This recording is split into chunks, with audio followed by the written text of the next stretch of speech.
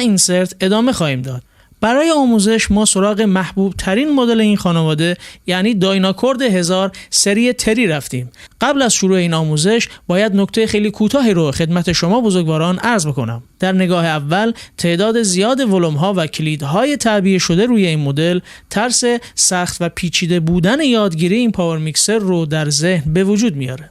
اما اگر بخوایم این دستگاه رو خلاصه کنیم، شکل اصلی این دستگاه به این شکل خواهد بود. در واقع تعداد ورودی ها و تنظیمات یک میکروفون در این مدل 10 برابر شده و اگه شما بخواید فقط یک ورودی رو یاد بگیرید 9 ورودی دیگر رو یاد گرفتید. خب بریم سراغ آموزش.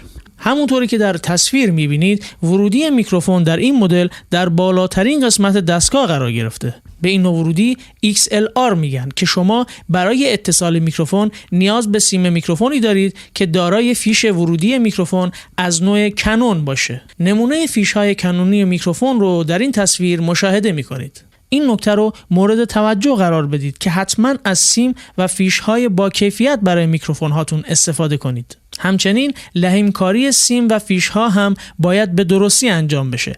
عدم رعایت این نکات باعث کاهش سطح ورودی صدا و ایجاد نویزهای ناخواسته میشه. اگر از میکروفون‌های استفاده می‌کنید که نیاز به برق 48 ولت داره، باید کلیدهای فانتوم پاور روشن باشه. در مدل 1000 2 کلید فانتوم پاور قرار داره که در تصویر محل قرارگیری اونها رو مشاهده می‌کنید. کلید اول ولتاژ 48 ولت رو برای میکروفون‌های 1 تا 6 و کلید دوم میکروفون‌های 7 تا 10 رو فعال می‌کنه.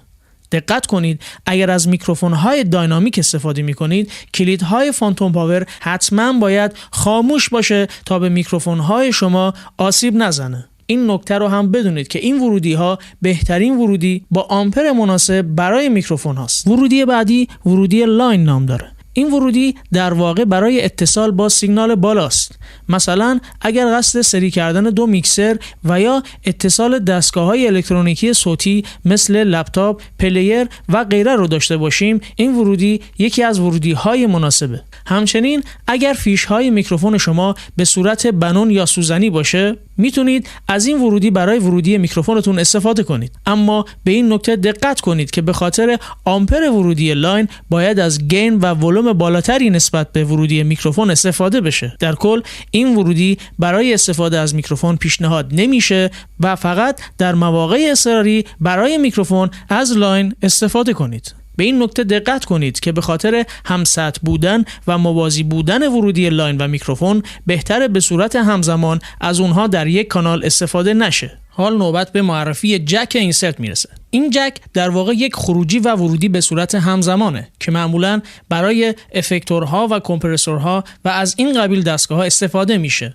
فیش کابل‌های اینسرت از یک سمت فیش استریو که به دستگاه دایناکورد متصل میشه و از سمت دیگه 2 فیش مونو که به دستگاه‌های افکتور یا کامپرسور متصل میشه. برای مثال اگر شما از افکتور استفاده میکنید، صدایی که از میکروفون وارد دایناکورد میشه از طریق کابل اینسرت یک بار وارد افکتور میشه و پس از اعمال تغییرات در افکتور بر روی صدا مجدداً از افکتور وارد دایناکورد میشه. به این نکته دقت کنید وقتی از اینسرت استفاده میکنید به غیر از ولوم گین تمامی ولوم ها از جمله زیرو بم و اکولایزرها در این لاین از کار میفته. دومین جلسه آموزش پاور میکسر دایناکورد در همینجا به پایان میرسه. امیدوارم که این آموزش برای شما کاربردی باشه. در جلسه بعد آموزش ولوم گین، کلید لوکات و وایس فیلتر رو با هم مرور